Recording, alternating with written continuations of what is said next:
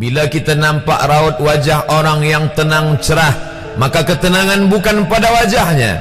Bila nampak orang melangkahkan kaki dengan tenang penuh wibawa, maka ketenangan bukan pada kakinya.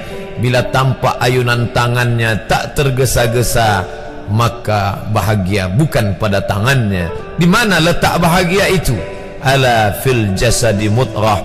Ketahuilah dalam jasad ada segumpal, ada sekepal, ada sesuap. Idza salahat salahal jasadu kulluh. Kalau yang segumpal itu baik, maka yang lain ikut menjadi baik. Wa idza fasadat fasadal jasadu kulluh. Kalau yang segumpal itu rusak, maka dia pun ikut menjadi rusak. Yang segumpal itulah yang mengendalikan mata, telinga, tangan, kaki. Yang segumpal itulah tempat rindu, benci, marah, ridha, ikhlas, fasik, hasad, kufur. Di sanalah bersemayam rindu dan benci. Maka jangan terlampau benci. Habib habibaka haunamma. Kalau kau sayang, sayanglah secukupnya sahaja. Karena boleh jadi hari ini kau sayang, besok berubah menjadi kebencian. Kalau kau benci, bencilah secukupnya sahaja.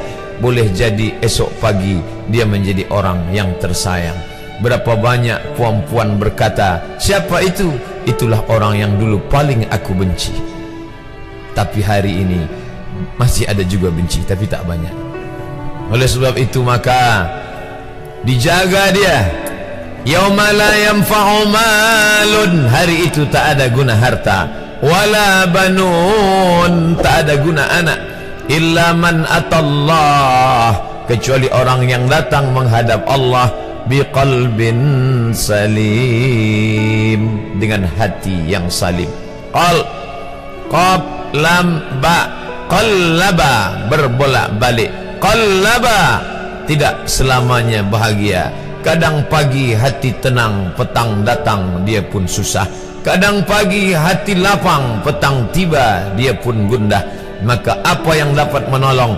Ala bizikrillah, ketahuilah dengan banyak menyebut mengingat Allah, tatma'innul qulub, maka hati akan menjadi lapang. Qalbul mu'min baina asabi'ir rahman, hati orang beriman berada di antara jari jemari kuasa Rahman. Kalau dia hendak, dia balikkan yang senang menjadi susah.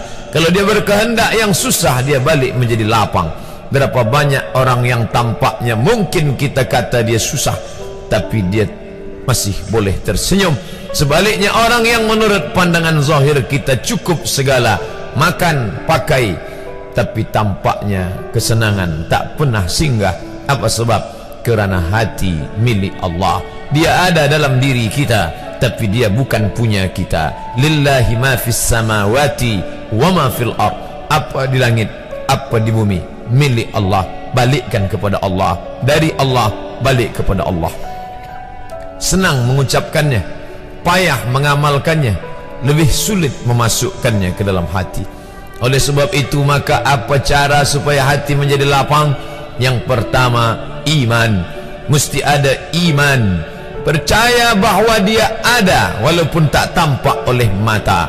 Dulu ada seorang filosof, dia berkata bahawa aku percaya dia ada bila boleh tampak oleh mata, disentuh tangan, didengar telinga.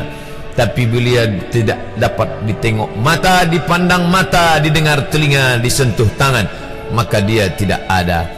Inilah orang-orang yang berfaham wujudiyah. Wujud ada, mikrofon ada, mimbar ada, orang ada, kerana aku boleh menatap dengan mata, mendengar suara dengan telinga, bersapa tangan dengan alat yang diciptakan Allah Subhanahu wa ta'ala. Tapi kita mengenal dia bukan kerana rupa. Bahkan bila kita pejam mata nampak berbagai macam rupa, itukah dia? Bukan. Walam yakul lahu kufuwan ahad. Bila kita pandang tengah malam tampak bermacam warna rupa, itukah dia? Ma khatara bibalik fallahu laisa kadzalik. Apa yang terlintas di hatimu, maka dia tidaklah seperti itu. Dia tak dapat dipandang dengan mata. La tudrikuhul absaru, dia tak dapat ditangkap mata.